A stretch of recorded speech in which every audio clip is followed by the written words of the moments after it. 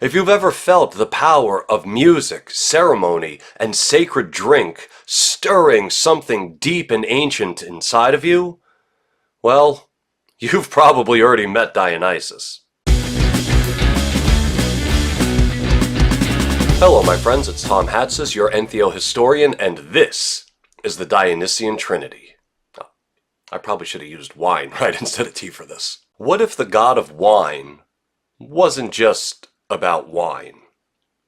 What if behind the name Dionysus lies a deeper, more ancient trinity, one that involves sacred fermentation, conscious raising brews, agriculture, and, my personal favorite, the divine madness created by ritual ecstasy. In this episode, we are diving deep into the Dionysian Trinity, a historical journey through myth, fermentation, pharmaca, and the ecstatic rites that shaped some ancient mystery religions. But first, if you're into this kind of content, please do give this video a like and a share, subscribe to the channel, and find me on Instagram at tom.hatsis. Also, I do have a Substack now, which does cover some psychedelic history, of course, but I also talk about more aspects of theism and culture, and other sort of adjacent related topics, but not exactly psychedelia. So if you're interested, please check out substack.com/tomhatsis. Our journey begins not with Dionysus, but with an ancient ancestor. Long before written history, this ancient ancestor stumbled upon something most extraordinary. By crushing grapes before storage, he accidentally stumbled upon fermentation.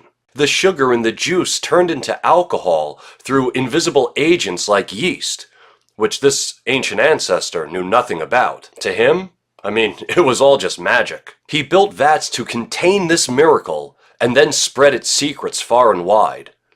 At first, yeah, perhaps they only used grapes, but sooner or later figs and other fruits would follow. He became a symbol of transformation, and when he died, those who survived him awarded him immortal honors. They called him Lenaeus, meaning the one who treads grapes. To the ancient imagination, he became a regenerative spirit, perhaps some kind of force or energy that could be called upon in dreams for help with fermentation or the secrets of cultivation. But Lenaeus wasn't alone. Another figure would emerge who would change the course of agriculture. His name? Dionysus.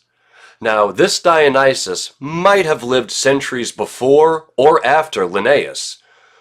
We're not really sure. We do know, however, that he revolutionized farming by hooking oxen up to ploughs, transforming the way fields were tilled. His invention multiplied what one farmer could do and forever changed our relationship with the land. After his death, he too became a regenerative spirit, remembered as a man who lived in harmony with beasts. For his contributions, those whom he had benefited accorded to him honors and sacrifices like those offered to the gods. But the story doesn't end there, for a third Dionysus would rise, this time as a divine child raised in the mythical land of Nysa. His parents were the Libyan king Ammon and a queen named Amalthea. Raised in secret and tutored by a wise woman named Athena, this Dionysus became the god of sacred intoxication. He learned how to ferment grape juice like Lenaeus, but he took it a step further, developing a barley-based brew called zythos for those who lived in regions that couldn't produce grapes. Now, zythos wasn't just beer.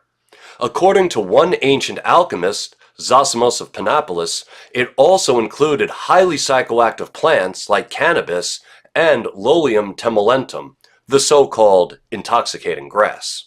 These were not just intoxicants. They were used to access divine consciousness, commune with the gods, the ancestors, and the creative divine within. Dionysus would go on to fuse these three separate lineages into a pre-existing ritual, the sacred marriage, a rite of divine union and ecstatic surrender. By the time he reached the Greek world, this trinity, Lenaeus the fermenter, Dionysus the farmer, and Dionysus of ecstatic ritual, had merged into a single being, Dionysus, the god of enthusiasmos, or divine frenzy. At the theater of Dionysus, large crowds would gather and march to drink what was called a trimma, meaning a wine with added ingredients put in it. This wasn't just a party, it was a rite of mass possession, a celebration of living fire. And what were those ingredients?